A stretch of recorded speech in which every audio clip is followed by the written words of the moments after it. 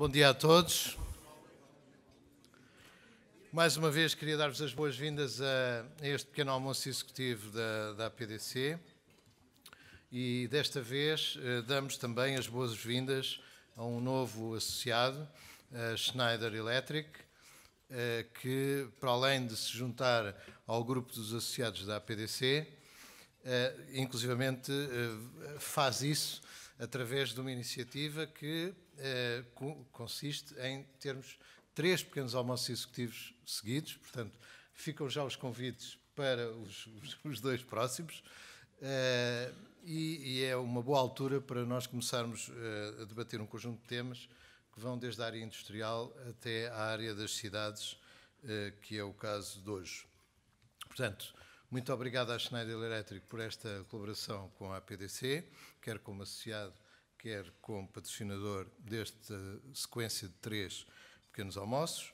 E vamos começar com o primeiro, Powering the Cities of the Future, portanto o nome diz tudo. O tema das cidades, obviamente, hoje está cada vez mais em cima da mesa, porque a maior parte da população mundial já vive em cidades e vai cada vez mais viver em cidades e, portanto, o tema da gestão das cidades é um tema absolutamente atual. E a forma como a tecnologia ou as tecnologias digitais vão promover uma melhor vida nessas cidades sobretudo, um tema que diz respeito a muita gente. Quer aos cidadãos que vão habitar estas cidades, quer aos municípios, quer aos operadores que vão estar presentes nestas cidades das mais diversas coisas.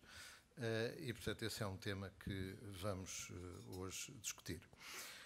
O João Rodrigues irá fazer, digamos, a sua intervenção inicial, o keynote. O João Rodrigues é o Country Manager da Schneider Electric Portugal desde janeiro de 2017. Ele é formado em Engenharia Eletrotécnica e em Automação e Eletrónica Industrial no ISEL. Conta com mais de 28 anos de experiência, 18 dos quais na Schneider Electric, onde já passou por várias posições, tal como Vice-Presidente da Business Energy e Vice-Presidente do Business IT. Para além dos estudos universitários, realizou 2 pós-graduações, uma dedicada à gestão e mercados internacionais e o Programa Avançado de Gestão para Executivos da Católica. Forte defensor da aprendizagem como motor de arranque para a evolução, assume como lema de vida nunca perder a curiosidade e aprender todos os dias. Muito obrigado, João, por esta colaboração. Dou-lhe desde já a palavra e depois o João apresentará a nossa moderadora e ela, por sua vez, os membros do painel. Muito obrigado a todos e bom dia. Obrigado. Obrigado, Rogério. Obrigado a todos por estarem presentes. O Rogério apresentou-me e eu preferia que dissesse assim: o João é uma pessoa curiosa, que gosta de aprender e que gosta de colaborar. E colaborar é aquilo que hoje pretendemos fazer. Porque, como disse o Rogério muito bem, nós vamos falar e dedicar ao tema das cidades hoje. Nas cidades nós enfrentamos tremendos desafios e nós na Schneider Electric acreditamos profundamente que este desafio não vai ser resolvido por ninguém sozinho. Não vai ser a Schneider, não vão ser as companhias elétricas, não vão ser as associações, não vão ser entidades individuais a resolvê-lo. Este problema tem que ser adressado em conjunto e resolvido em conjunto. Os mercados competirão, temos presente na sala N representantes de setores de atividade. Alguns competem diretamente entre eles, mas a sociedade tem que associar e colaborar de forma a resolver este problema que nas cidades vamos enfrentar. Portanto, quero agradecer, obviamente, à APDC a organização deste fantástico evento que estamos a começar hoje e que vamos ter mais 3 pela nossa frente. E, portanto, gostaria de também me apresentar como um otimista. Otimista. Aquilo que eu penso que é difícil, guardo para mim. Eu penso que é possível fazer. Eu sou um otimista por natureza. Sou assim. Não é porque temos hoje um representante máximo no nosso país que é um otimista mais que todos os demais. Eu sou um otimista por natureza. E durante a minha apresentação vou referi-lo em alguns momentos. Deixa-me então partilhar convosco como é que organizei a minha apresentação. Faço meia dúzia de perspectivas, tendências, aquilo que observamos a nível global, que obviamente também tem a sua aplicação a nível nacional. faço um enquadramento dessas perspectivas nos impactos que tragam nas cidades, proponho-me ver e detalhar em alguns desses impactos nas redes de distribuição de energia e nos edifícios e, por fim, tentarei tomar algumas conclusões sobre a minha apresentação. Se me correr bem, 20 a 25 minutos, devo ter terminado a minha apresentação. Então, uma primeira perspectiva, aquilo que nós chamamos a urbanização. Uma tendência, uma das 3 grandes tendências que nós observamos a nível internacional. Urbanização. A deslocalização de populações às cidades. Estima-se qualquer coisa como, até 2050, portanto, um espaço de, vamos dizer, 30 anos, qualquer coisa como 2,3, 2,4 bilhões de pessoas vão se transferir para as cidades, a nível global. Vamos trazer aqui uma projeção do que isto é em termos de dia a dia. São 2 pessoas por segundo.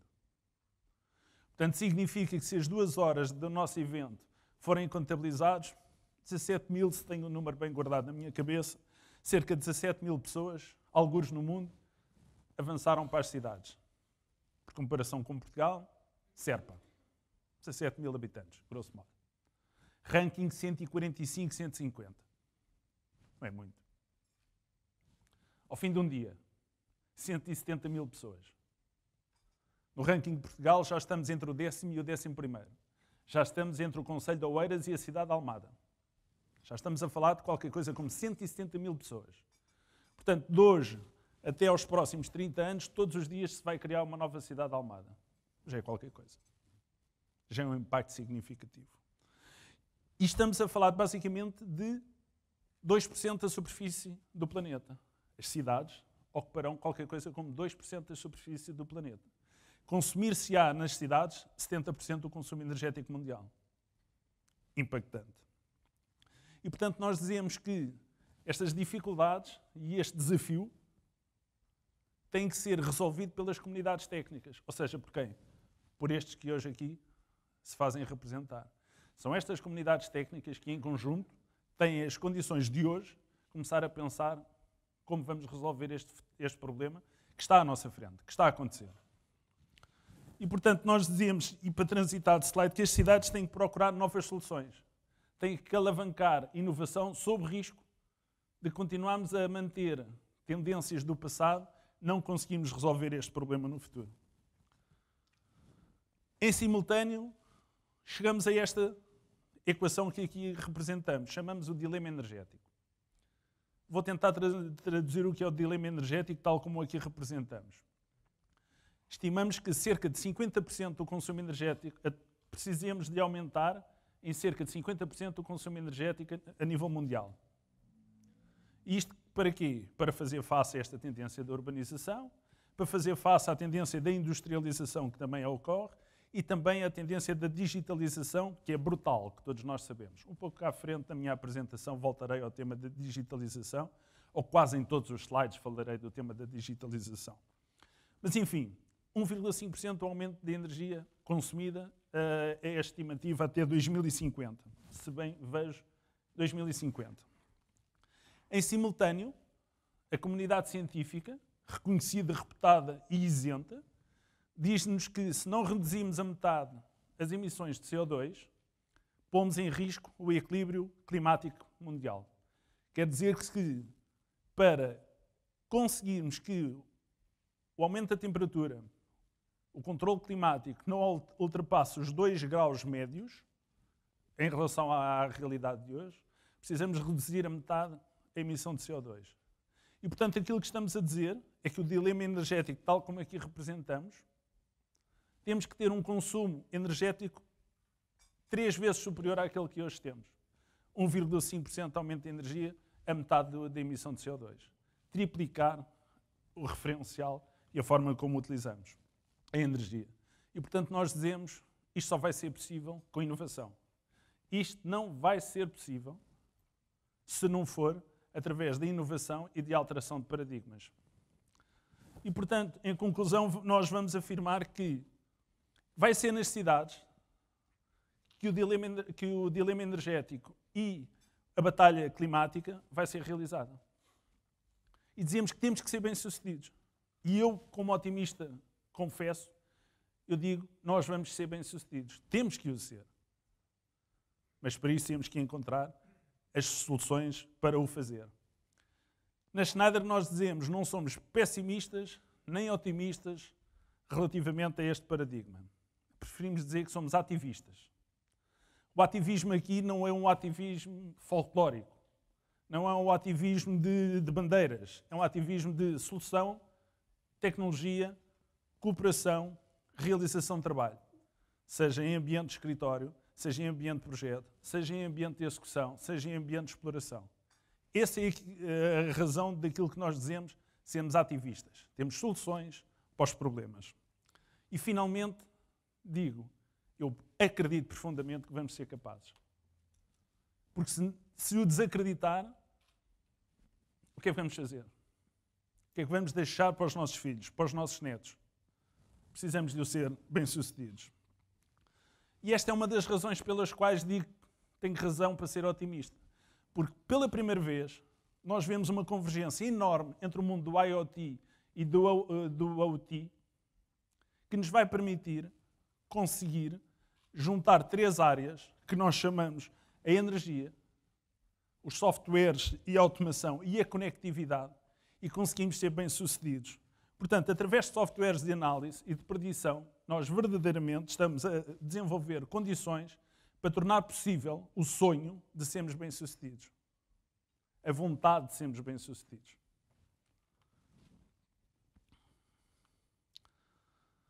Aqui eu gostaria de dizer, João, até agora não me disseste nada de novo.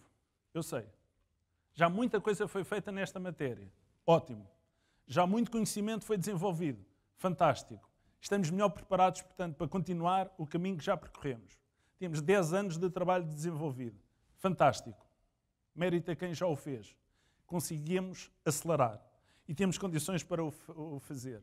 O IT, o digital, a massificação da informação, hoje permitem-nos pensar que vai ser possível criarmos em conjunto esta nova realidade. De um mundo que dizemos mais elétrico, onde a expectativa da necessidade do aumento do consumo de energia elétrica aumenta ao dobro em relação ao dia de hoje. É contraditório com o que eu disse há pouco de 1.5, não. Aqui estamos a falar de energia elétrica e antes falava de energia em sentido genérico. Portanto, um mundo mais elétrico, onde se pensa que até 2040 o dobro do consumo de energia elétrica seja realizado, muito mais digital, onde haverá até 2020 qualquer coisa como 20 vezes mais dispositivos conectados por comparação com pessoas conectadas, escalas. Estima-se que haja 3, qualquer coisa, 4 bilhões de pessoas conectadas hoje em dia na internet. E estima-se que em 2020, ou seja, amanhã, vão estar 50 bilhões de dispositivos conectados. 50 bilhões. A intensidade de informação é brutal, o potencial é enorme. É por isso que costumo dizer que a geração desta informação e esta geração de informação que já está acumulada é uma mina de ouro sobre a qual estamos sentados. Temos é que conseguir explorar esta mina de ouro. E, portanto, temos é que conseguir tirar partido, transformar em negócio, em dinheiro, porque é disso que estamos a falar, a geração e a existência desta informação. Em simultâneo, claramente, precisamos de um mundo mais descarbonizado, respondemos ao dilema energético e vamos ver mais à frente na minha apresentação algumas áreas e algumas das nossas visões de como o alcançar, e mais descentralizado. E o tema aqui da descentralização tem muito a ver com as novas tecnologias que nos permitem produzir energia de uma forma descentralizada e os novos softwares e os novos analíticos que nos permitem fazer tomada de decisão de forma descentralizada. Portanto, o mundo hoje em dia é isto. Nós vemos que é um mundo cada vez mais elétrico, mais digital, mais descarbonizado e mais descentralizado.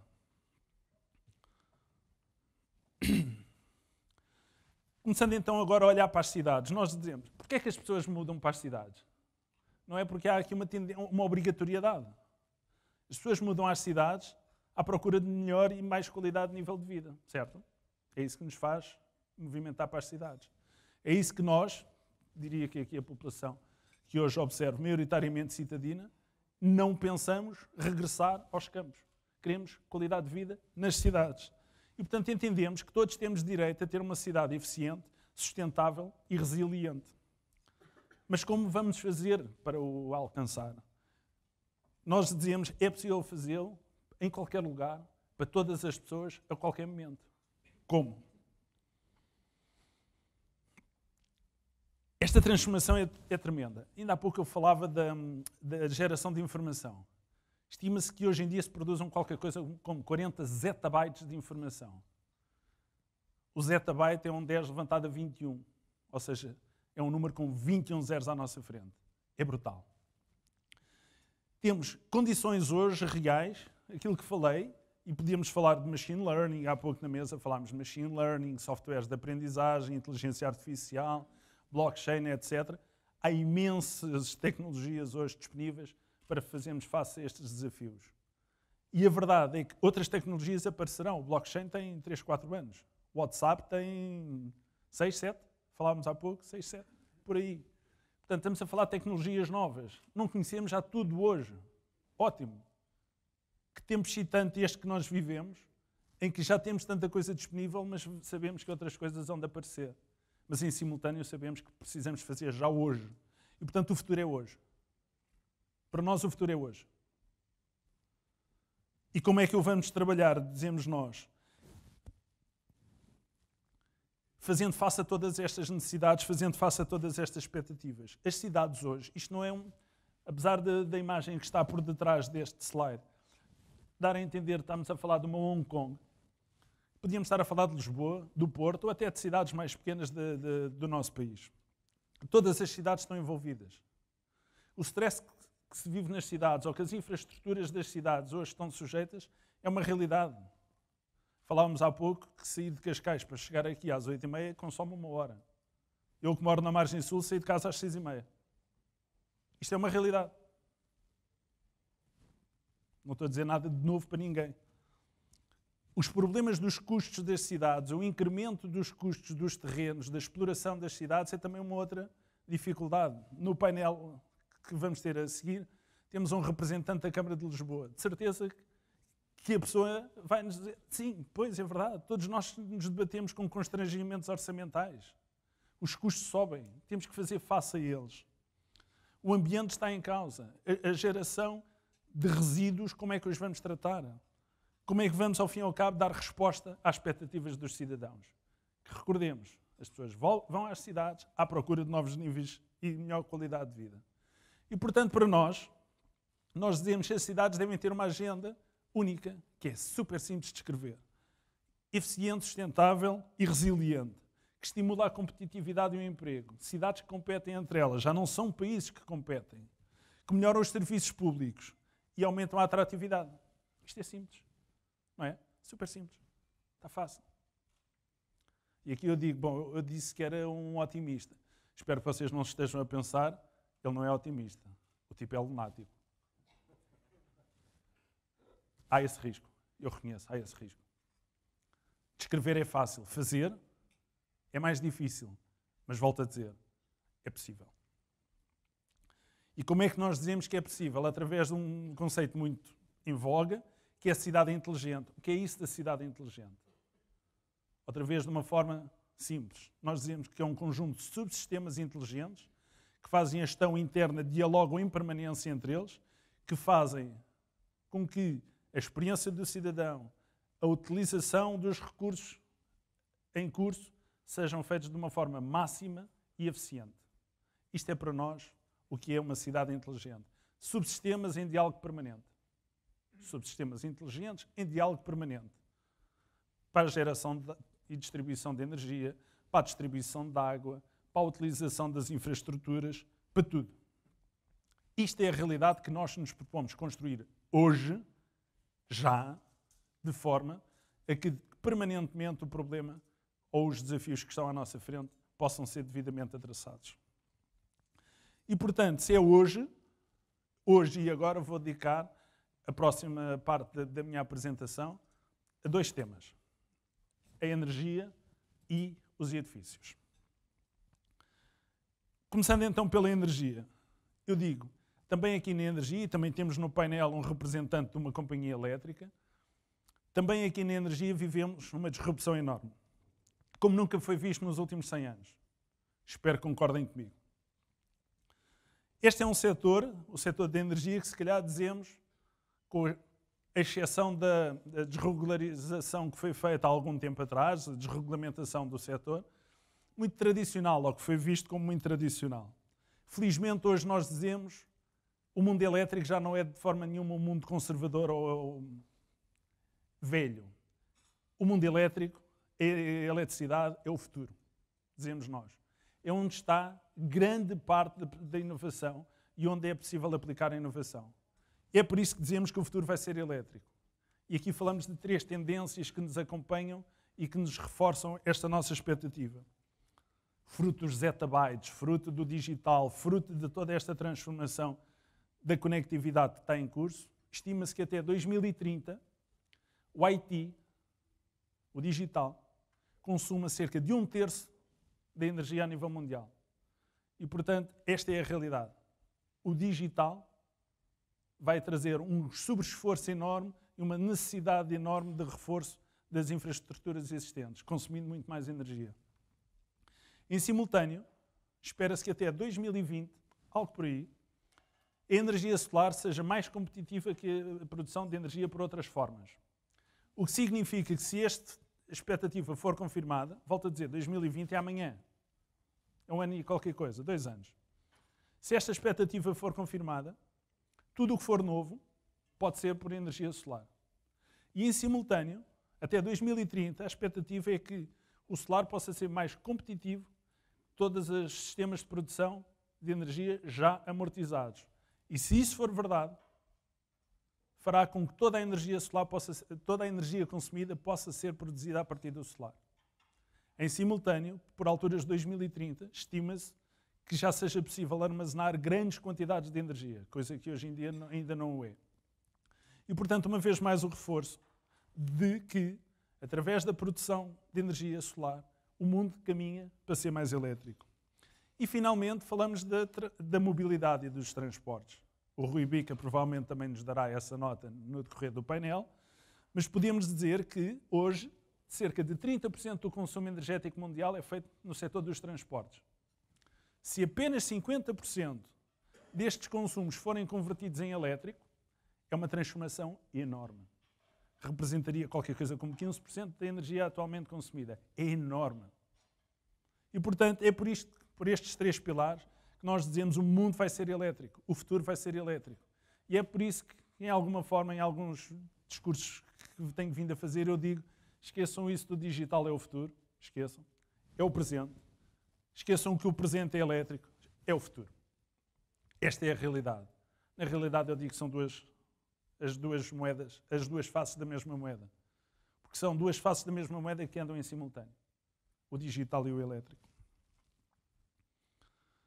Olhando então para a forma de produção de energia de uma mais convencional, costumávamos ter, algures longe das cidades, uma central de produção, as linhas de transporte e, finalmente, a entrega ao consumidor. Era o que era habitual. Hoje em dia, já não será tanto assim.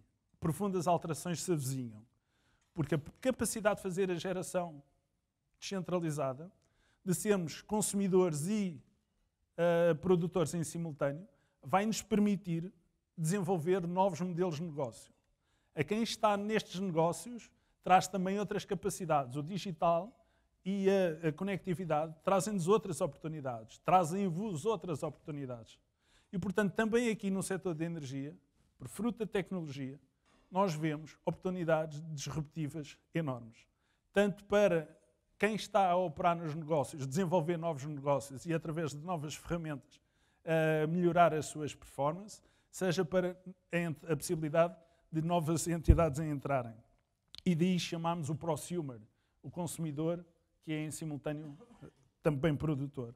Uma vez mais, nós dizemos que as tecnologias vão ser absolutamente fundamentais para alcançar a transformação.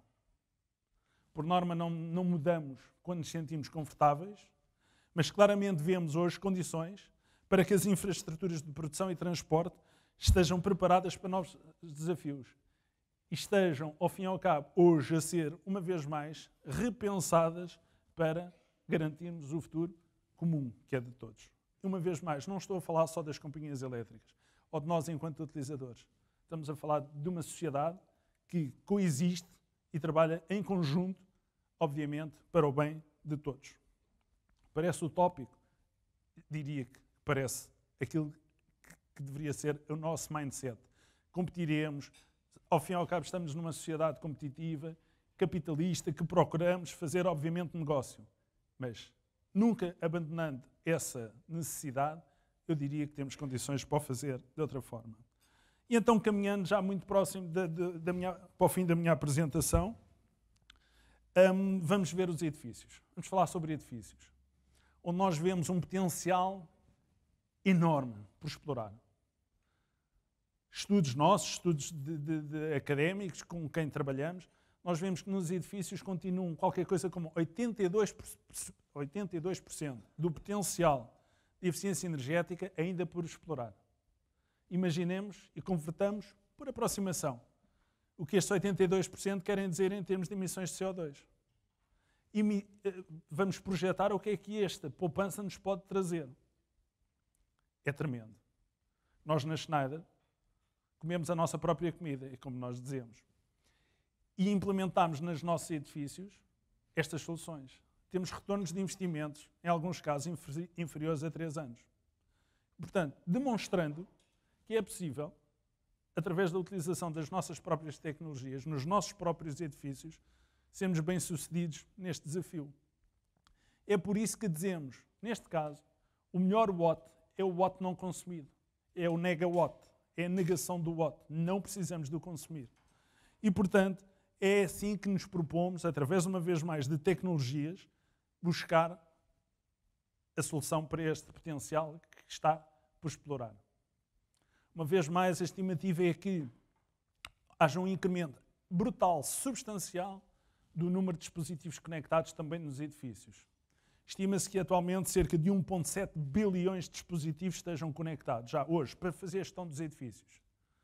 Em 3 anos, calculamos que qualquer coisa como 5,5 bilhões, ou seja, é multiplicar por 3, de dispositivos possam estar conectados. E aqui falamos de conectar tudo. As secretárias, aqui dizemos o caixote de lixo, não é aquele pequeno caixote de lixo que eu tenho no meu gabinete, mas são os grandes locais onde guardamos os resíduos e os reciclamos. São, obviamente, a iluminação. É, obviamente, aqui não vamos sensorizar os ocupantes, mas vamos sensorizar a ocupação. É possível, portanto, através de softwares, através de analytics, desenvolver condições para aumentar claramente o potencial e a eficiência energética dos nossos edifícios. E buscamos fazê-lo de forma que seja simples, porque gerar soluções hiper mega complexas, de certeza que não vai ser a solução, porque uma coisa é desenhar hoje, outra coisa é construir, outra coisa é explorar. Se todas estas fases, construção, desenho, exploração, forem através de soluções super complexas, provavelmente não vamos ser bem-sucedidos. Portanto, nós dizemos que este desafio deve ser realizado de uma forma simples, de uma forma em que a poupança energética esteja presente, e daí o tal potencial que ainda está por explorar, e através das ferramentas digitais. É absolutamente fundamental que o façamos suportado nestes 3 pilares. E devemos recordar, e é uma realidade que nunca vi desmentida, que 75% do custo de um edifício é tido no momento da exploração. Muitas vezes nós concentramos a nossa visão na construção. E tomamos decisões que eu diria, e atrevo-me a dizer, erradas, para reduzir o valor do investimento. Esquecemos que essas decisões, que podem aparentemente ser certas, que reduzem o valor do investimento, aumentam significativamente o custo da exploração. E, portanto, para os edifícios, nós propomos que nunca nos esqueçamos de que 75% do custo do edifício é tido no momento da exploração, dos 20 ou 30 anos da utilização do edifício. E, portanto, na base destes 3 pilares, da simplicidade, da eficiência energética e da conectividade, é possível aumentar também a experiência do utilizador, a produtividade do utilizador. Casos, testes, foram realizados por melhoria dos sistemas de ventilação dos edifícios de escritórios, claramente aumenta a produtividade dos ocupantes, das pessoas que ocupam os espaços, dos escritórios que nós todos no dia-a-dia utilizamos, e inclusive aumenta o comprometimento das pessoas com a própria companhia. Cidadãos mais, aqui diria, vou repetir a frase, funcionários mais contentes, que fazem clientes mais contentes, que fazem sociedades mais felizes, cidadãos mais felizes, é isto que eu queria ter dito. Isto é possível. Uma vez mais, não é sonho, é realidade comprovada. Recordando que as municipalidades também têm edificado, muito dele histórico, que não foi construído, obviamente, tendo em atenção a estes novos paradigmas. E então o que é que vamos fazer? Abandonamos património histórico? Perdemos a representatividade e a diferenciação entre cidades? Ou tratamos desse património histórico sem o desvirtuar, sem ao fim e ao cabo lhe tirar a traça que o diferencia?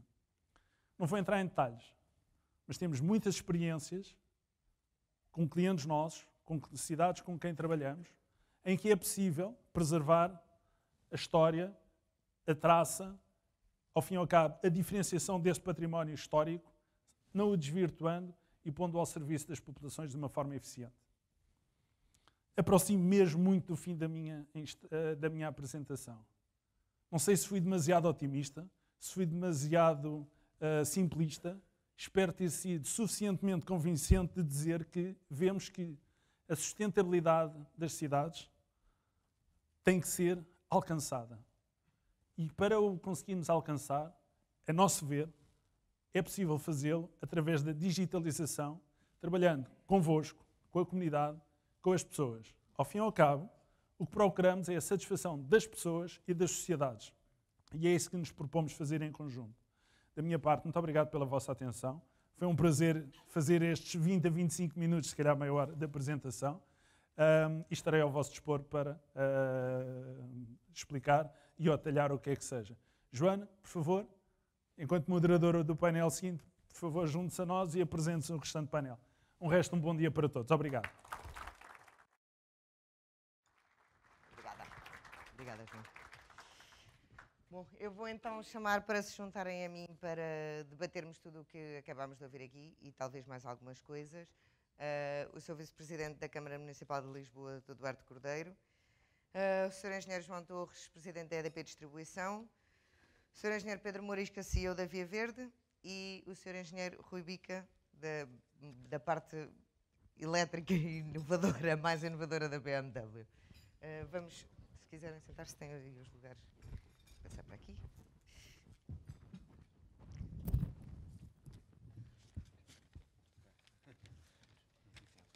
Ao contrário.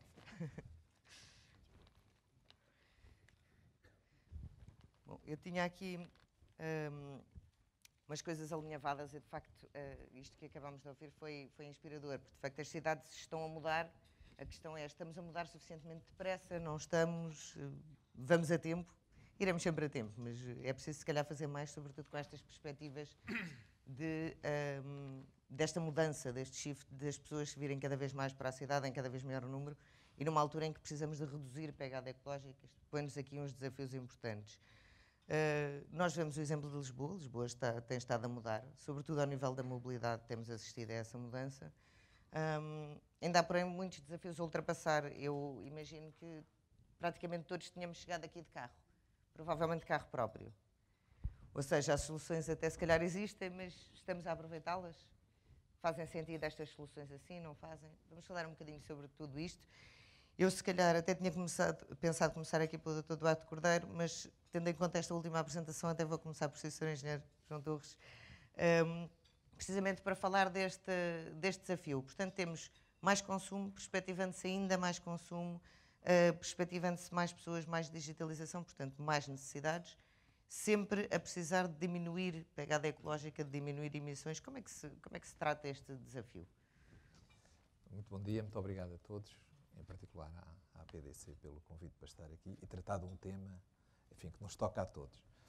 E a primeira nota é que, sublinhando o que disse o João, é que de facto só com uma grande cooperação de vários atores, e este painel é retrato disso mesmo, é que vamos conseguir endereçar as questões que aparecem.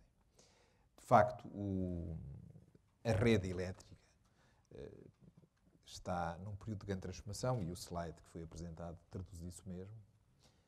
E nas cidades, enfim, como em boa parte também acontece no resto do território, surgem 3 ou 4 fatores decisivos. Exatamente a descentralização, e, portanto, a produção distribuída que vai tomando que vai fazendo de cada um de nós a possibilidade de ser um produtor, sendo que isto traz alguma imprevisibilidade para a rede, porque nós não sabemos quando é que produz, quando é que não produz. Depois a mobilidade elétrica, de facto, os veículos elétricos vão penetrando e a expectativa é que nas cidades a penetração seja 10 vezes superior. Sabem que isto na mobilidade elétrica há muitos números, a gente pode usar, está sempre certo. Mas pronto, o último que eu li é 10 vezes superior. Dá jeito. Não, e não sei quantos milhões em 2030, pronto. Mas a verdade é que sabemos isso, que vai ser... do ponto de vista da rede, tirando uma ou outra situação pontual, estamos preparados, aquilo, usando a expressão mais tradicional, em termos de potência. Não é por aí que... Mas estamos? A rede aguenta? Mesmo com os carros elétricos a subir à velocidade que estão? Acho que sim. Só temos é que encontrar os pontos certos para pôr os carros elétricos, não é? Porque agora o Marquês de Pombal é um sítio bonito, que vamos pôr lá uma estação de serviço de veículos elétricos de carregamento rápido. Possivelmente não há lá um ponto para ligar, mas isso é uma questão de planeamento, tal como não se ligaram os parques eólicos em qualquer ponto da rede. Tiveram-se ligar onde era possível receber e ser transportado para depois podermos consumir. Portanto, isto é um processo de planeamento da rede que temos que fazer. O que este tempo também nos traz, do ponto de vista da rede, é de facto que temos que a gerir de uma forma mais inteligente, com muito mais dados que vamos tendo disponíveis. Nós estamos a fazer uma revolução tranquila, sem ir adaptando a nossa rede. Nesta altura, já temos em Portugal instalados, enfim, toda a iluminação pública tem telecontagem, todos os clientes industriais também têm telecontagem, portanto conseguimos gerir esses consumos e fazer a sua previsão. Já temos 1,8 milhões de contadores inteligentes instalados em casa das pessoas, não estão todos conectados à infraestrutura de gestão, digamos, da rede, mas já é mais de 1 milhão. Portanto, o desafio a palavra digitalização, que foi aqui muito sublinhada, é exatamente gerirmos estes dados para fazermos uma intervenção mais inteligente. O próprio planeamento da rede, se nós conseguimos tratar os dados de forma a termos uma previsão mais segura, não temos que ir na solução habitual de pôr mais cobre. Não é? Isto é preciso meter mais rede. Porque, de facto... É preciso gerir de uma forma mais inteligente. Mesmo os postos de carregamento de veículos elétricos vão ter que ter possibilidade de gerir de uma forma equilibrada. Eu conto uma história muito simples, me aconteceu a mim há uns anos, que viajei de Bruxelas para Amsterdão. Aliás, quando houve aquele acidente, um ataque em Bruxelas, um amigo holandês ofereceu-me uma boleia num Tesla.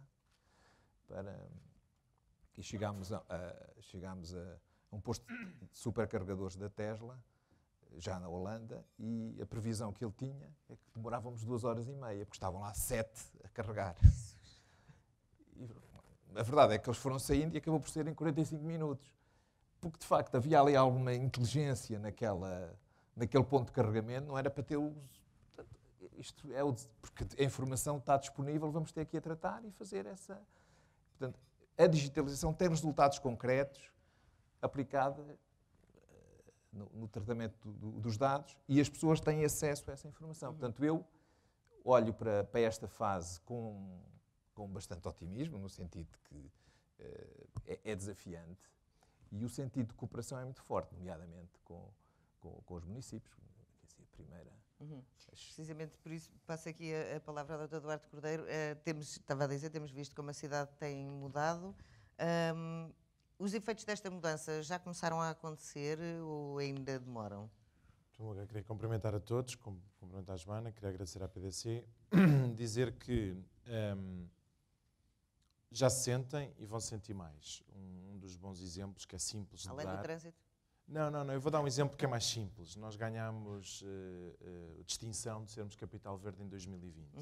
E não é uma distinção fácil de obter, ou seja, conseguimos-lo porque já temos trabalho feito, mas acima de tudo porque apresentamos uma proposta de caminho a fazer até 2020. Se eu tivesse que resumir de forma muito sintética aquilo que são as conquistas que a cidade fez e que de alguma maneira impressionaram a Comissão Europeia para nos atribuir esta distinção, eu diria que diz respeito, por exemplo, ao aumento dos espaços verdes, que foi uma matéria que não se falou, mas que é muito importante nas cidades, portanto, as áreas permeáveis, ao trabalho que estamos a fazer do ponto de vista da resiliência urbana, ou seja, nós estamos a fazer investimentos muitíssimo grandes, que às vezes não são vistos, não são conhecidos, mas que são fundamentais, nomeadamente todo o trabalho ao nível da drenagem da cidade, os túneis, as bacias de retenção. De vez em quando corre mal, não é? Não corre mal, porque repara, até correu bastante bem, porque se nós olharmos para as notícias que aconteceram esta semana e se as compararmos com as notícias do passado, vamos verificar que, por exemplo, em Alcântara e no Beato, não tivemos cheios porque houve investimentos que foram feitos do ponto de vista das condutas. E é sinal de que estes investimentos resultam. O problema é que não é tão fácil promover isto como é fácil apresentar a zona de Alcântara completamente cheia. E, portanto, nestas coisas nós ficamos sempre a perder, mas, porque as pessoas, a memória é curta. Mas a verdade é que resultam e são investimentos muitíssimo importantes. Da água, ou seja, o nível de perda de água da rede em Lisboa é muitíssimo baixo.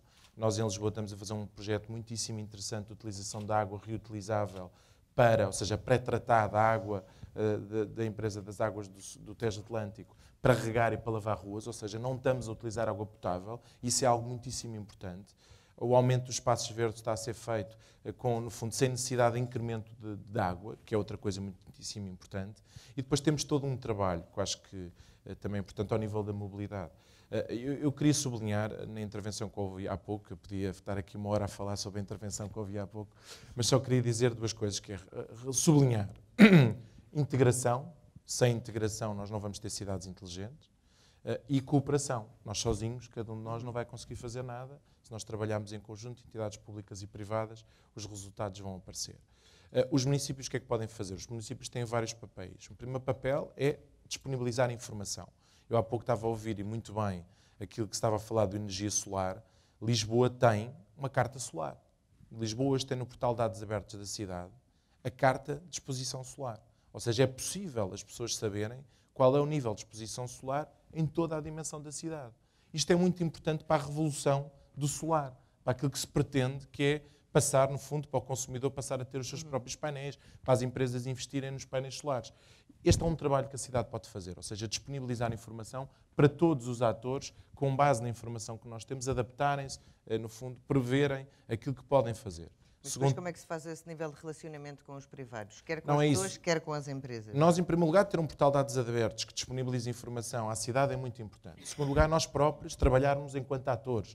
Nós somos atores, nós temos informação, nós podemos trabalhar na integração da informação, estamos a fazê-lo. Nós estamos a fazer um centro operacional integrado com uma empresa, que é a NEC, que está, no fundo, a integrar toda a informação urbana para ela poder ser, como há pouco foi dito, podemos ser, por um lado, ter uma noção mais rápida daquilo que está a acontecer, ter uma informação que nos permita também, por outro lado, dar respostas mais eficientes e, por outro lado, prever situações drásticas que possam acontecer no futuro e atuar na gestão desses acontecimentos. Depois, nós próprios somos operadores. Estava a falar da mobilidade. Nós somos operadores. Nós temos a EML, temos a Carris, temos as bicicletas partilhadas e, portanto, nós próprios podemos dar um exemplo. Vou dar um exemplo. Neste momento, toda a frota de ligeiros da Câmara Municipal de Lisboa são elétricos ou híbridos. Não duvido que muitas das empresas que aqui estão possam dizer a mesma coisa. Isto é um exemplo que nós damos enquanto instituição. Mas nós também estamos a trabalhar, quando nós estamos a tentar melhorar os transportes públicos e nomeadamente, estava a dizer muito bem, o perfil de circulação na área metropolitana de Lisboa continua a ser um perfil de utilização de carros. Os carros cresceram 10% nos últimos anos. Nós fazemos contas a mais ou menos 48% de todas as viagens serem feitas por transporte individual e quando nós vamos ver a média das outras cidades é qualquer coisa como 34%. São 370 mil carros todos os dias a entrar. Mas não há aí também uma deficiência ao nível dos transportes públicos? Por isso é que é preciso, por um lado, nós, como operadores, melhorarmos o serviço. E, portanto, isso implica ter mais oferta, portanto, ter mais autocarros, termos, no fundo, a possibilidade de ter maior fiabilidade no serviço, mas também as pessoas querem mais do que isso. As pessoas querem integração também aí. Nós, neste momento, temos na área metropolitana a oferta de transportes é caótica. Falta oferta em muitas áreas. Não há coordenação entre as várias cidades, não é? Nos pontos de entrada de Lisboa, por exemplo...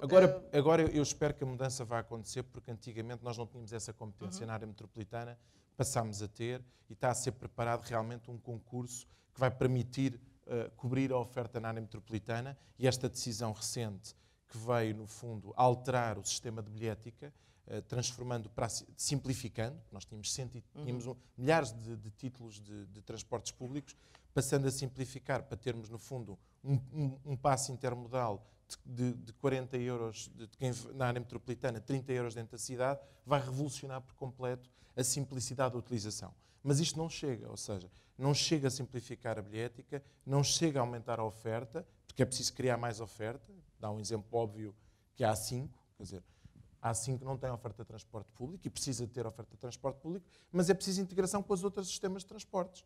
Mobilidade partilhada, mobilidade suave, e isso, que são oferta, começa a crescer, começa a haver, no fundo, muita oferta dentro da cidade. Temos aqui alguém que é gestor, digamos assim, dois, pelo menos, gestores dessas soluções, vem complementar e vem melhorar a oferta de transporte no seu todo. E hoje em dia nós olhamos para o conceito de mobilidade como um serviço, e penso que vocês irão falar sobre isso. Porquê? Porque as pessoas hoje, no fundo, e nomeadamente as novas gerações, tanto vão utilizar o transporte público como vão utilizar a mobilidade partilhada, e portanto isto vai ser habitual entre nós todos. E quanto mais simples for os processos de entrada em cada um destes sistemas, quanto mais integrado, e de preferência no telemóvel, ou seja, de forma simples e digital, mais rápido nós vamos poder transitar de um sistema de utilização apenas e só de transporte individual para outros sistemas de transportes. Mas para dar a esperança que eu, não só para a primeira pergunta, há muita coisa que temos feito, muito positiva e de referência em termos internacionais, mas há muita coisa que nós estamos a preparar a fazer e em conjunto para os próximos anos se sentir efetivamente, no fundo, a melhoria da sustentabilidade do nosso espaço urbano. A Via Verde tem sido fundamental, tem sido uma ajuda fundamental, imagino aqui, não é? O Sr. Engenheiro Pedro Morisca tem a noção, de certeza melhor até por esta gestão dos carpoolings, dos veículos elétricos de estacionamentos, de toda esta inovação que têm trazido também a esta gestão da mobilidade na cidade.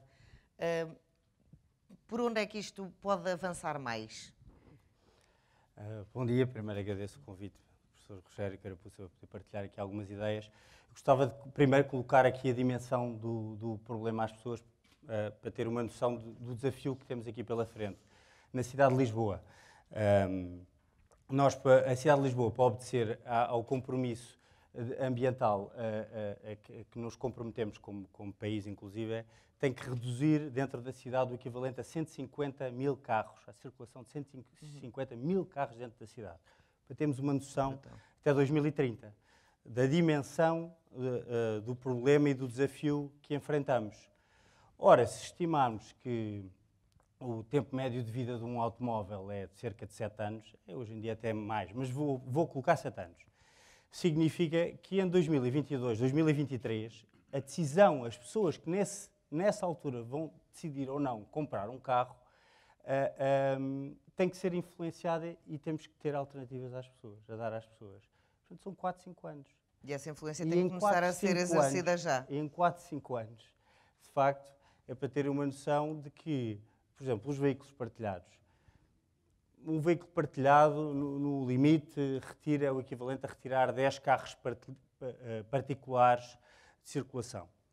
A nossa frota de veículos partilhados, da Drive Now, são 200 carros. Portanto, estamos a falar de 2 mil, um problema de 150 mil. Portanto, estamos a falar de uma contribuição ínfima para um problema muito grande. Portanto, aqui reforço algo que foi transversal, quer na intervenção inicial, quer naquilo que todos os participantes provavelmente vão dizer. É que não é só o setor público que tem que intervir, é o setor privado. Sobretudo o setor privado, não é? Não, são ambos. É o setor privado, porque só com os carros partilhados ou só com a eletrificação dos automóveis isto não se resolve. Sim, mas Os não estamos a falar só transportes das pessoas das pessoas e das viagens que fazem de casa para o trabalho. Estamos a falar de frotas de empresas, estamos a falar de veículos de transportes de cargas, de veículos longos, de tudo certeza, isto, não é? com Portanto, certeza. as empresas são aqui um problema bastante maior, se calhar até do que os privados. Com certeza, as empresas, os transportes públicos são fundamentais, como se já aqui falou, o transporte em massa tem que ser fundamental e central nesta equação. Portanto, não é só o setor público, é o setor público e o setor privado, não é só uma indústria, são várias indústrias e vários players dentro das várias indústrias, portanto, torna isto tudo muito mais complexo. É a Temos tal todos que cooperação. agir, temos todos que agir obrigatoriamente, é por isso que estava aqui a dar a dimensão do desafio, e temos que todos agir em cooperação. E isso, muitas vezes, às vezes é o mais difícil.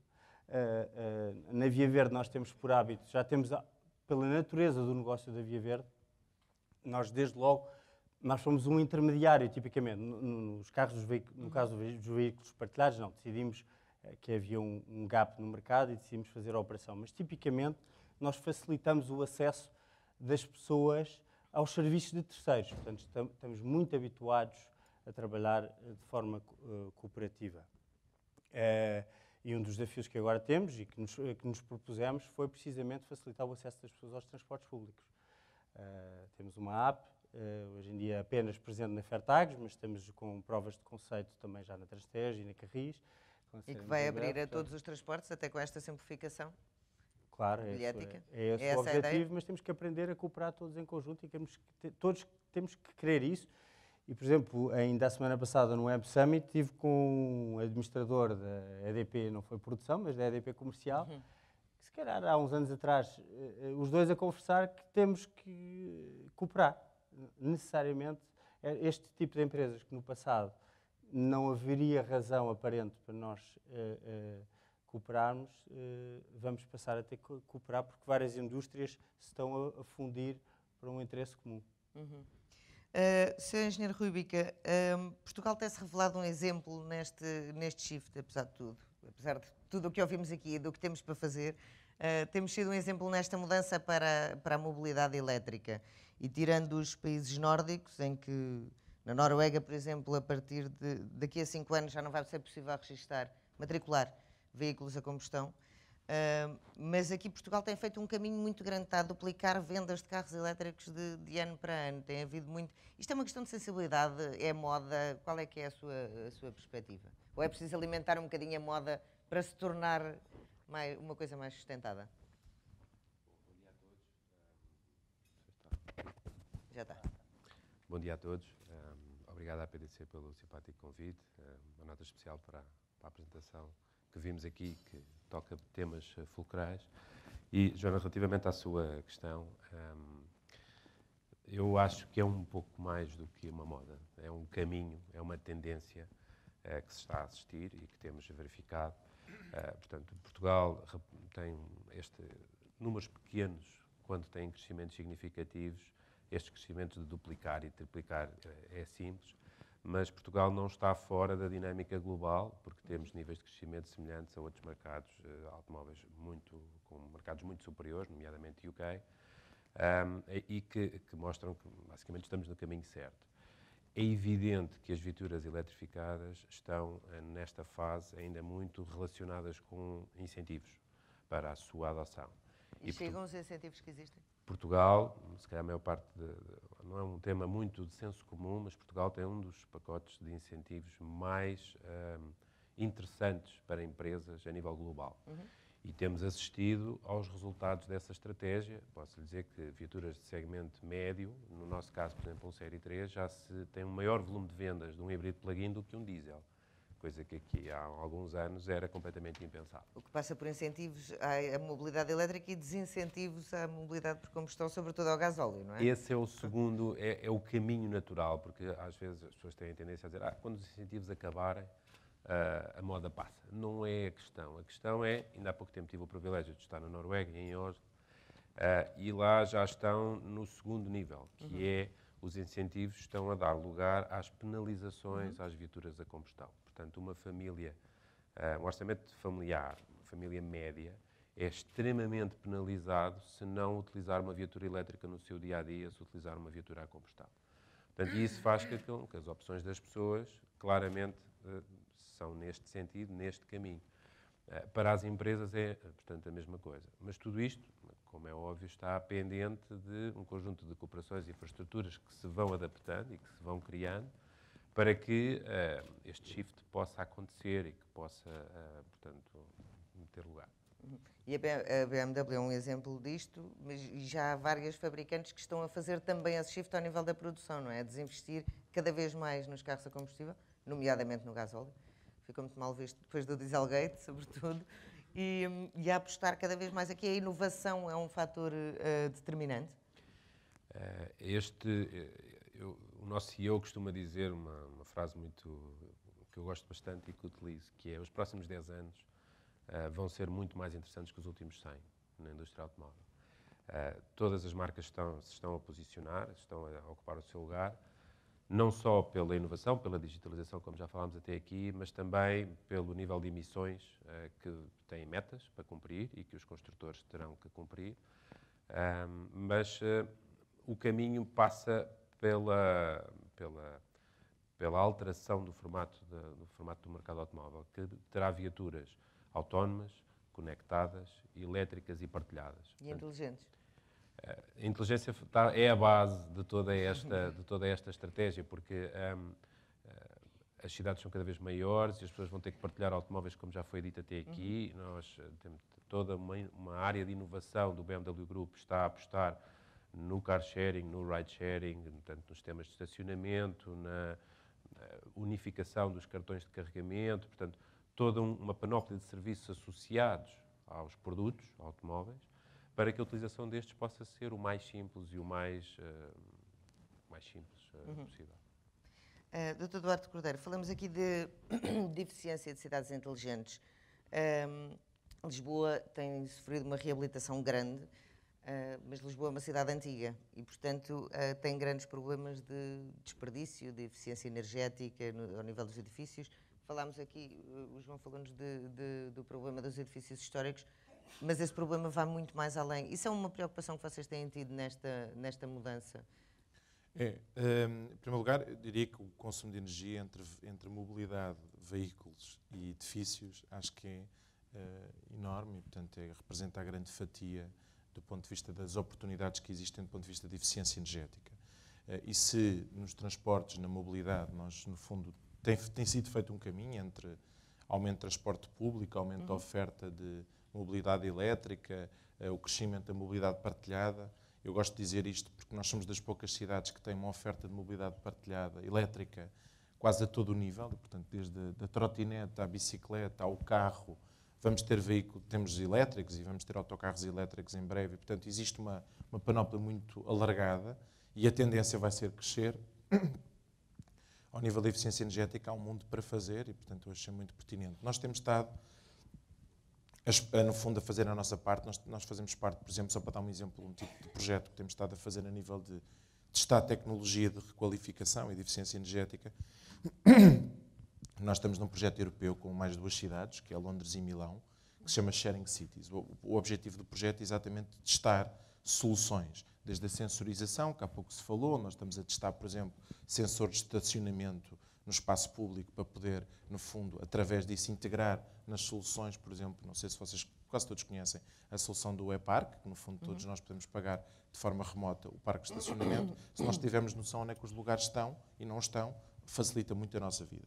Mas também estamos a testar a eficiência energética.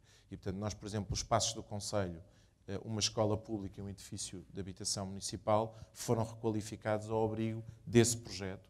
A ideia é nós, Londres e Milão, testarmos tecnologia e depois, no fundo, servirmos de exemplo para a aplicação de forma em escala, generalizada. E, portanto, estamos neste momento a fazer a aplicação. Volto a dizer, os próprios espaços do Conselho beneficiaram desse tipo de de intervenção, e a ideia é procurar, a partir daqui, generalizar no nosso espaço. Nós temos muitos imóveis, nós temos muitos edifícios, e, portanto, só nós somos um enorme consumidor de energia. E aqui surge uma oportunidade. O Estado é outro, mas quer dizer, todas as entidades privadas podem, a esse nível, aplicar em edifícios históricos um conjunto de medidas, como há pouco foi apresentado, e monitorizar o impacto que tem do ponto de vista da eficiência energética dos edifícios. Estamos a falar aqui de edifícios históricos, mas podemos falar de escolas, por exemplo, e agora com a descentralização, se calhar isso passa também mais por vocês. Isso é um projeto em que estão a trabalhar, por exemplo? Sim, é o que estava a dizer. Eu estava a dizer que nós aplicámos logo em 3 tipos de edifícios para permitir depois a sua generalização. Aplicámos no espaço de concelho, aplicámos numa escola de Lisboa e aplicámos num edifício de habitação municipal. Portanto, o objetivo é avaliar os resultados e depois apresentar de forma massificada uma solução. No fundo, passa por ir ao mercado e encontrar as melhores soluções.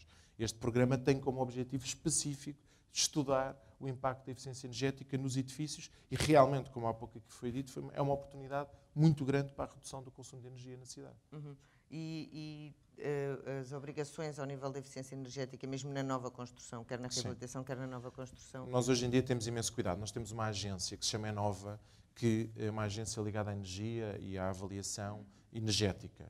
E tanto está a ter um trabalho muito relevante nessas matérias, ou seja, a acompanhar todo o tipo de concurso público que nós fazemos, todo o processo de contratação, para verificar se estamos a cumprir um conjunto de requisitos, e, portanto, é uma agência que trabalhamos com outras entidades para fazer esse trabalho, como também está a fazer um trabalho do ponto de vista das oportunidades de produção de energia, porque nós próprios estamos a avaliar a possibilidade de termos produção energética que, pelo menos, seja utilizada no nosso consumo de energia. Desde os veículos, só para dar um exemplo, nós temos uma frota de veículos elétricos bastante significativa. De hoje para amanhã vamos aumentar. Nós agora compramos 250 autocarros da Carris. Na área da logística e do transporte pesado ainda não há uma oferta tão grande. Mesmo assim, já vamos ter 15 desses 250, penso que são 15, autocarros elétricos. Nós, na logística urbana, já estamos a fazer, no fundo, experiências. Temos um produtor de logística urbana, pelo menos um,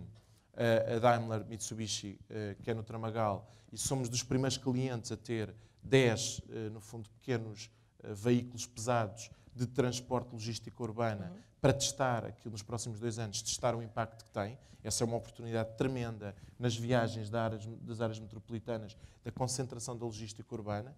E, portanto, essa agência, a Enova, está a trabalhar a todo o nível. Portanto, nós criámos essa agência exatamente porque acreditamos que esta vai ser uma mudança muito significativa e que tem que ser acompanhada e é transversal. E, portanto, tanto pode ocorrer... Eu, por exemplo, tenho um projeto do Hub do Beato, que é aquele projeto que se está a falar da grande incubadora na zona do Beato. Nós estamos a tentar construir soluções para cada parceria privada que fazemos para a reabilitação daquele edifício cumprir as melhores práticas do ponto de vista de eficiência energética a nível dos edifícios. E, uma hipótese esse hub do Beato ser, por exemplo, energeticamente independente? Não, energeticamente independente não é fácil. Economia circular, mas por isso a pergunta é para provocar ali o seu engenheiro. Não é fácil porque implicava nós sermos produtores e isso não está integrado. Mas estamos a aplicar as melhores práticas ao nível do consumo de energia da água para tentar, no fundo, garantir que todas as propostas que ali estão consomem o menor energia possível e, no fundo, são de ponta do ponto de vista daquilo que é a requalificação de edifícios, mais uma vez, edifícios de género históricas, porque muitos deles são requalificações de edifícios que eram fábricas ou que eram, no fundo, espaços de escritórios com bastantes anos. E, portanto, temos sim estado a aplicar este tipo de registro e queremos ser exemplos para depois, de alguma maneira, também através do exemplo, estimular o tipo de requalificação, no fundo, do género da que nós estamos a fazer. Sr. Engenheiro, isto vai ser uma inevitabilidade, não é? Vocês estão preparados para isso, para receberem esses... Temos vindo a trabalhar. Enfim, o projeto de Sharing Cities, nós estamos muito envolvidos, somos da administração da Enova, mas para além disso dizer que não é só Lisboa, já agora dizer que por todo o país há inúmeros exemplos de cidades com este dinamismo que o Eduardo Cordeiro partilha, que Lisboa tem. Portanto, temos a questão dos centros de supervisão, os centros de controle. No caso de Lisboa é o Centro de Operação Integrada. Portanto, há, de facto, o tema das cidades inteligentes vai tomando a agenda. Há inúmeros exemplos Por exemplo, terminámos recentemente um projeto em Évora, com a Universidade Nova, que é o planeamento energético suportado na informação que a infraestrutura, Évora, como é conhecido, estava mais adiantada, instalámos os escutadores inteligentes, todo o equipamento, portanto, há de facto pelo país muita... Agora, e o tema da eficiência também nos é muito caro, já agora partilho uma dificuldade que eu sinto sempre. Nós temos desde a década de 90 um prémio que chamava-se Energia Elétrica e Eficiência. Depois passou a ser Energia Elétrica, Eficiência e Ambiente. E agora acho que tem sustentabilidade no título, já não sei exatamente, mas que mobiliza para boas práticas e normalmente, enfim, decorre 2 em 2 anos, temos sempre 2 centenas de empresas e de entidades que concorrem, desde municípios. Enfim, lembro que um ano destes até o Estado de Dragão ganhou um prémio, custou um bocado, mas tivemos que dar. E, portanto, Estou solidária. mas no sentido que... E o que eu sinto sempre é o tema do investimento. É preciso que o caso esteja muito claro para a empresa investir o que quer que seja para ter a garantia desse retorno. Este é um tema em que temos também que afinar para conseguirmos mobilizar, porque é evidente, e a apresentação do João foi muito elucidativa sobre isso, e nós sentimos este potencial na eficiência energética. O outro tema, e julgo que também era por aí que a Joana me estava, é esta questão de poder estar autossuficiente. Ou seja, no fundo eu tenho um carro elétrico, de manhã carrego durante a noite, de manhã saio, vou à minha vida, faço as minhas coisas, venho para casa e à noite, naquele período de maior consumo, uso a energia do carro, depois fica a carregar durante a noite. Isso faz tornar isto. E quem diz isto diz um projeto que está a ser instalado, creio que no Teatro Camões, ali na Expo também, de modo a tornar o teatro energeticamente independente. Isto são inevitabilidades, não é? Que vocês vão ter de lidar. E faz parte, exatamente, é um dos pontos importantes do desafio que temos, que é gerir essa inevitabilidade. Ou mesmo vender energia à rede. Vender energia à rede, a questão também estamos a testar, neste caso com o Porto, com o Inesc, o veículo poder entregar energia à rede, que também funcionar como armazenamento. Temos junto a Évora, em Valverde, numa aldeia, um projeto interessantíssimo, em que instalámos armazenamento na rede de média tensão, nos postos de transformação e na casa das pessoas, e depois microgeração.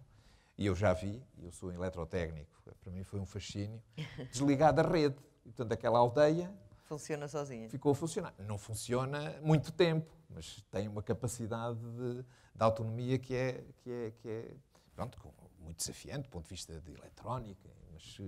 E, portanto, o desafio que tem o distribuidor, mais do que se preocupar com esse off-grid, é de facto preparar-se para que eles liguem, desliguem, carregue, descarregue. Enfim, lembro que aqui há uns anos, a propósito da mobilidade elétrica, uma das dificuldades grandes que havia em Amsterdão era criar uma tarifa mais pesada num determinado período, que era entre as 6 e as 8 da noite. Porque quando chegavam a casa, Amsterdão já tem uma penetração significativa de veículos elétricos, chegavam a casa e ligavam. Portanto, havia um pico na rede de solicitação que era difícil de administrar. E a questão dos picos é um tema-chave, que com inteligência nós conseguimos adiar investimento, quer na produção, quer nas infraestruturas. Portanto, faz parte deste... E o que nós dizemos, e assumimos esse papel como distribuidores, quer em Portugal, quer nos fóruns europeus, onde também somos muito ativos, é que temos um papel aqui de pivô, digamos assim. Eu tenho um slide em que nos pomos no centro, o consumidor e nós, assim encostadinhos. Mas pronto, não vou usar aqui, mas um bocado dar a ideia de que estamos a lidar exatamente com estas questões. Muita digitalização, tratamento de dados, partilha de informação, este papel ativo, porque o consumidor quer. Até há pouco tempo, a nossa ligação, a minha não, mas da generalidade, com a energia elétrica era a fatura. Não é? Claro. E o interruptor, não é? Não ia muito além disso. Hoje em dia queremos ser ativos, queremos saber a informação. Nós estamos já com muitos dados abertos, estamos a partilhar informação nestes centros de supervisão das cidades. Fizemos há dias um protótipo em Cascais, também muito interessante, exatamente do consumo das bicicletas, porque é esta informação que vai permitir que depois até nasça a inovação, que nasçam novas empresas, e nós vamos ao Web Summit, o que sentimos é que aquelas empresas é dos dados que estão a construir o futuro. E, portanto, só para rematar, nós temos muito presente a execução é difícil, não é simples. Não é de um momento para o outro. Não é simples, mas eu gosto de dizer que sabemos para onde é que vamos, portanto já é bom. Quem tem dado passos importantes ao nível da inovação é a Via Verde. Eu sei que vocês tiveram há muito pouco tempo a fazer testes, nomeadamente com veículos autónomos. Como é que isso correu? Correu bem. Mas correu bem, é uma coisa para avançar não rapidamente? Sinceramente, não havia maneira de correr mal. Temos todos os suspensórios e mais alguns. Desde o condutor dentro do carro. A polícia toda à volta, portanto o carro quase estava preparado para ser destruído se alguma coisa corresse mal. Mas aquele é para ter aqui uma noção, no que estamos a fazer a esse nível, se à altura nós tivemos internamente uma discussão se a infraestrutura tinha alguma influência, se à altura os construtores automóveis estavam a caminhar por si, sensorizar o carro na sua totalidade. Construir marcadores nas estradas, etc. Mas hoje em dia já existe o consenso que a infraestrutura é muito útil para este tipo de carros conectados e autónomos, mas começará pela conexão dos carros. E nesse sentido nós temos, assim, para ter uma noção, a A9 será um corredor de teste futuro e um dos corredores europeus para testes de veículos autónomos, e estamos a preparar também a infraestrutura para ter 2 corredores onde queremos testar o corredor da A2, que nós chamamos como o da Holiday Road, em que tipicamente gostaríamos que as pessoas fossem descansadas sem ter as mãos no volante, no fundo, de férias. E a A6, que tem uma característica um bocadinho com mais carros e frotas, carros de empresa, e, portanto, tem um tipo de tráfego distinto, e onde gostaríamos de testar aquilo que se chama em inglês o platooning, que significa que o veículo da frente tem um condutor e os de trás não, portanto, e os restantes.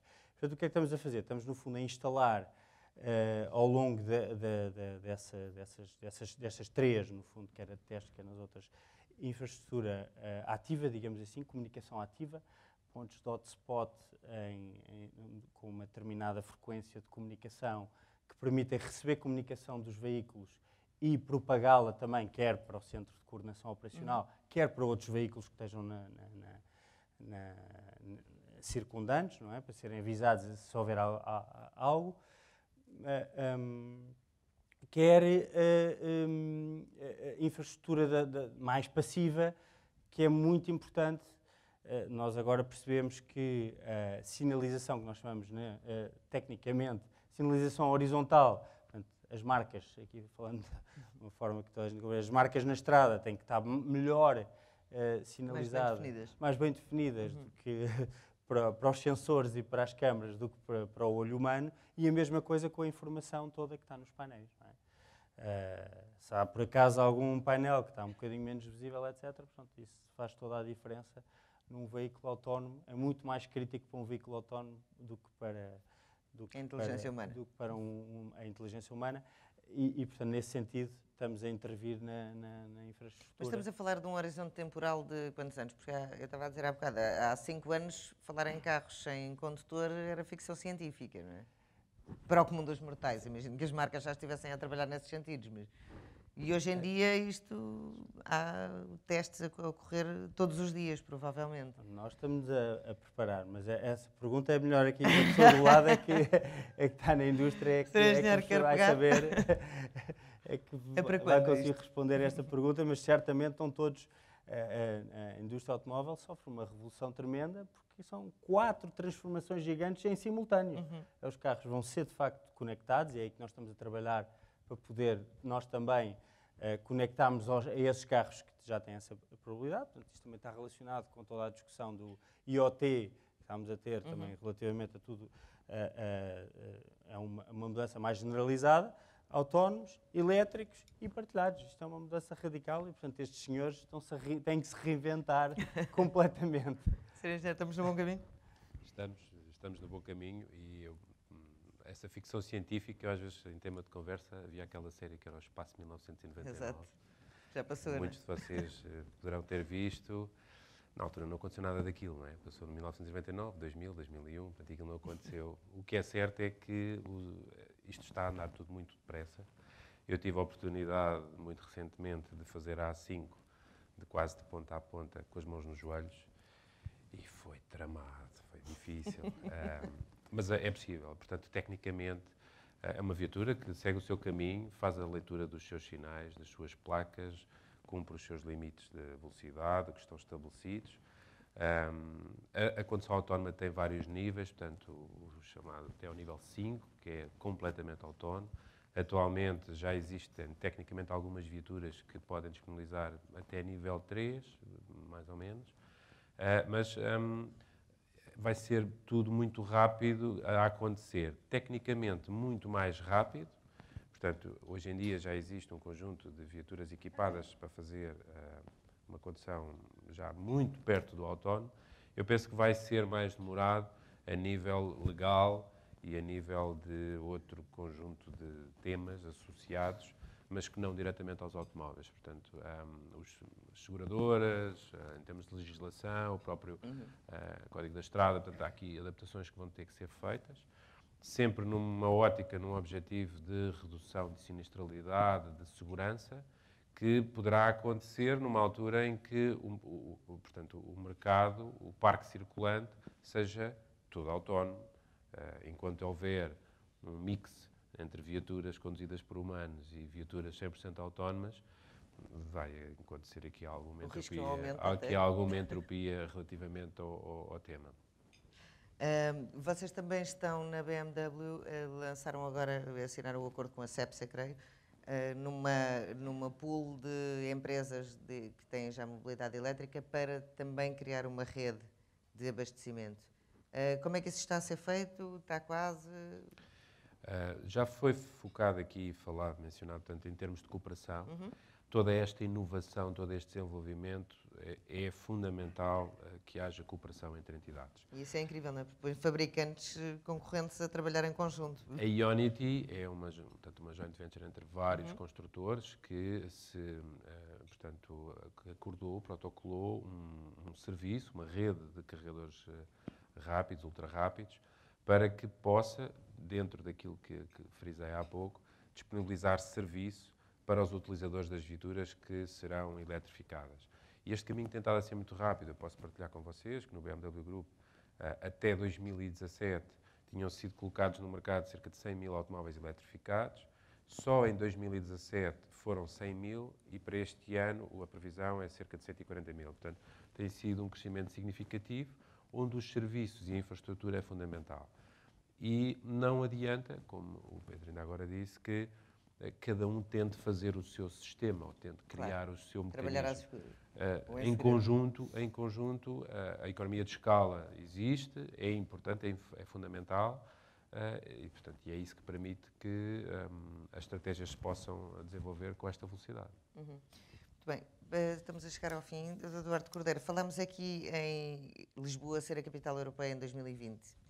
Eu gostava de vos perguntar a todos onde é que vêem cada uma das vossas áreas. 2020 é aqui ao virar da esquina, não é? Como é que estará Lisboa? Só quero dar um exemplo, que eu há pouco não referi, mas que é um exemplo também muito ilustrativo da mudança e da velocidade da mudança. Tem a ver com, nomeadamente, a mobilidade suave. Vocês têm noção, no último ano, nós temos os dados que de junho do ano passado para julho deste ano, 1 milhão de quilómetros foi feito no sistema de bicicletas partilhadas da cidade de Lisboa. Quando nós começámos, diziam que nós éramos loucos. Mas isso é passeio ou são pessoas a ir para o trabalho? Não. E temos os horários, sabemos quais é que são os circuitos mais utilizados e é complementar ao sistema de transporte público, é muito utilizado para deslocações, para trabalho, muitas deslocações do dia-a-dia. Quando começámos, achavam que começámos a fazer quilómetros de ciclovias, que temos cerca de 90, vamos crescer para 200, colocámos as bicicletas partilhadas. No início diziam que éramos loucos, porque Lisboa tinha 7 colinas e que não era possível ter um sistema de bicicletas partilhadas. São elétricas, em Lisboa. não é? Isso ajuda. Hoje, a reivindicação que nós temos nos vários bairros da cidade é quando é que nós temos uma ciclovia, quando é que nós temos um sistema de bicicletas partilhadas. E isto aconteceu em 2 anos e, portanto,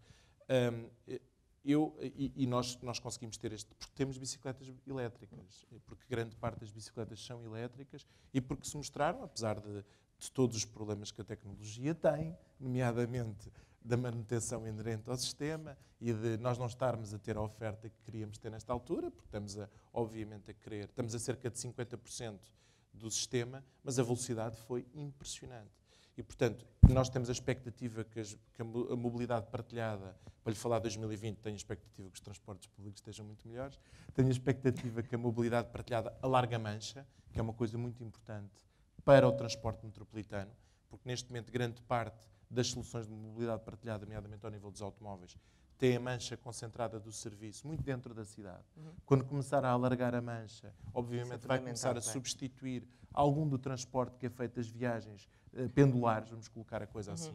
Já neste momento alguns sistemas de mobilidade partilhada já estão dentro de Oeiras e, portanto, já substitui algumas. A expectativa era que consiga, a prazo, ir começando a ser cada vez mais sistemas metropolitanos. Temos a expectativa, obviamente, de prosseguir o nosso caminho ao nível daquilo que é a utilização da água de forma mais eficiente, que é um tema central para o futuro. É a utilização racional da água, nós vamos criar uma rede, como tinha dito, de distribuição de água reutilizável na cidade, para, no fundo, poder generalizar a utilização da água reutilizável na rega, na lavagem das ruas. E, portanto, esperemos que cheguemos a 2020, que é o ano em que seremos Capital Verde, com muitos exemplos para dar ao nível europeu, mas também ao nível mundial. Porque, por exemplo, quando falamos da água, claramente o continente africano, o continente americano, são continentes que podem beneficiar muito das experiências que nós podemos dar. E, portanto, eu acho que nós vamos dar um salto gigantesco ao nível da mobilidade, porque realmente, a somar a tudo o que foi dito, não foi dito, mas a verdade é que atraímos a BMW, que no fundo está com um departamento de inovação em Lisboa e no Porto, para criar o carro do futuro. Atraímos a Daimler, atraímos a Volkswagen, todas elas estão a criar departamentos na cidade de Lisboa e no país, onde estão a testar a digitalização, a autonomia, estão a testar no fundo, a eletrificação dos veículos e, portanto, o fazem em Portugal porque acreditam que, de alguma maneira, nós somos um bom ambiente para testar e introduzir este tipo de tecnologia. Portanto, eu acredito que a velocidade de implementação vai ser muito rápida, que 2020 parece que é já amanhã, mas quando olharmos para 2020 vamos parecer que os últimos 3 anos foram 6 do ponto de vista da velocidade da mudança. Muito bem. Sr. Engenheiro? Eu estava a ouvir aqui o Duarte Cordeiro, eu acho, e com muito agrado, porque acho que é decisivo. Para a cidade inteligente há um requisito que é chave. A visão do mayor, e neste caso do vice-presidente, enfim, da liderança da cidade. Porque percebe-se aqui neste fórum, e também de muitos amigos que eu vejo aqui nas mesas, acho que é preciso que essa mobilização seja feita e a liderança da cidade é decisiva numa aposta em que pode ser esta bandeira. Vamos ser cidade 20 em 2020. Nós, como eu já disse, estamos a trabalhar muito com Lisboa em vários destes projetos, é de facto, porque também se conta boas histórias para depois reproduzirmos. O desafio que temos do nosso lado é de facto conseguir que as pessoas sejam muito mais ativas, no caso da energia, em 2020, numa cidade verde. Consigam ter informação no seu iPhone e que tenham uma vida mais facilitada. Eu posso dizer que nesta altura já fizemos mais de 100 mil operações remotas de alteração de potência do contador, quando todos estamos habituados a que nos digam esteja lá entre as 10 e o meio-dia e meia, que vai aparecer um senhor. Então, agora nem sabemos, isto não está ainda sequer regulado, porque não sei se vamos começar a fazer sair música, a dizer mudou e sai uma música no contador, não? Mas é para essa eficiência. É para essa eficiência, essa facilidade, que estamos a...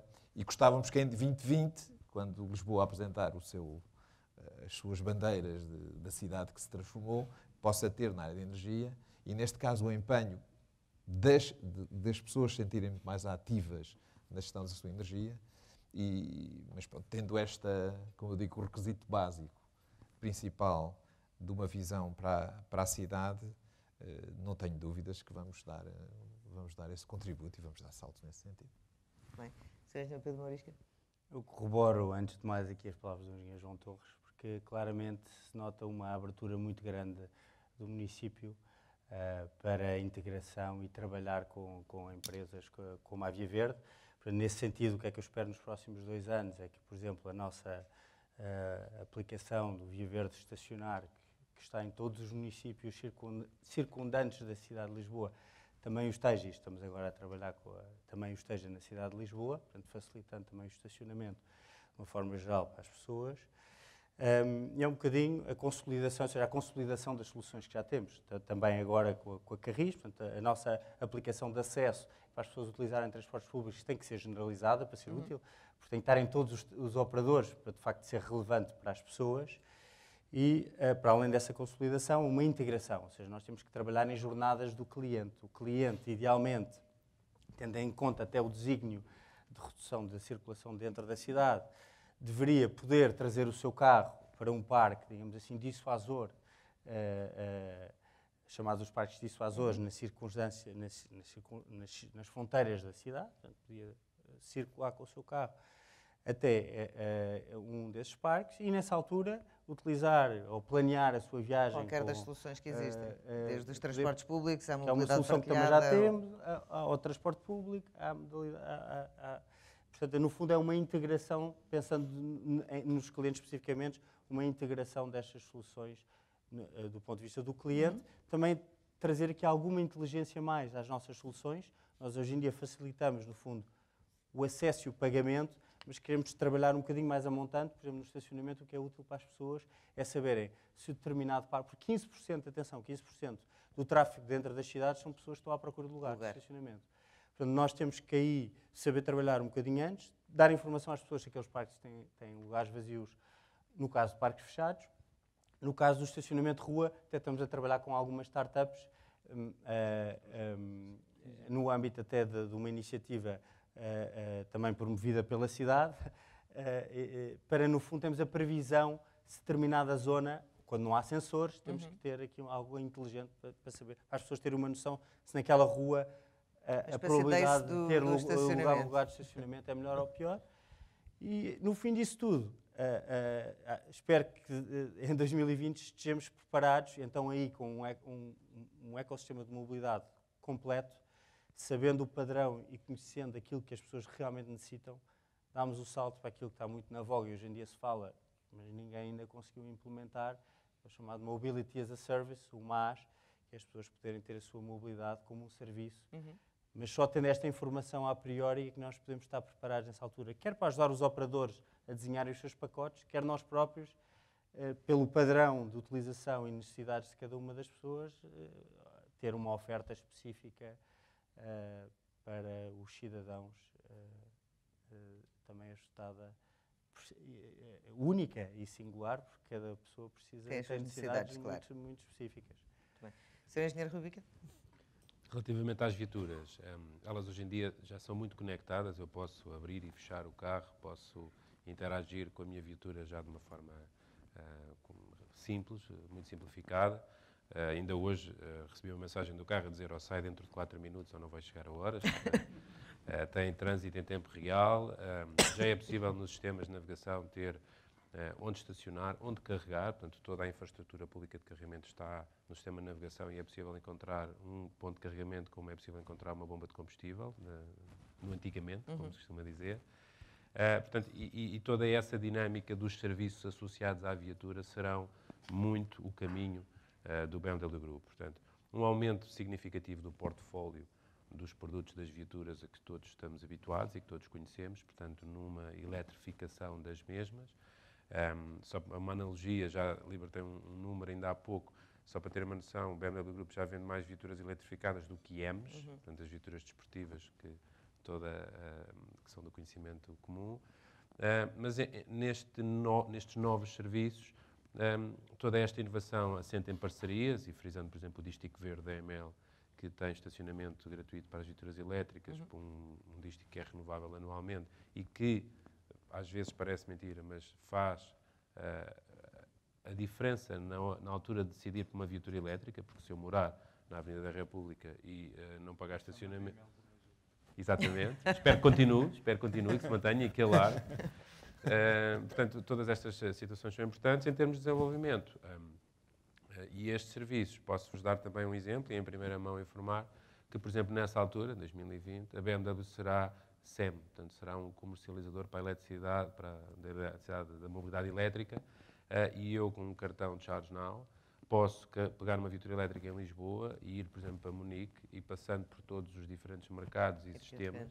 Portanto, isto não é uma estratégia de certificação ou de permissões em Portugal, é na Europa, nos Estados Unidos e na Ásia, em que eu posso pegar num cartão numa viatura elétrica em Lisboa e vou para Munique e atravesso mercados diferentes com o mesmo cartão e recebo uma fatura detalhada da eletricidade que me é comercializada pelo o construtor do meu automóvel. Portanto, uma visão integrada cada vez mais forte.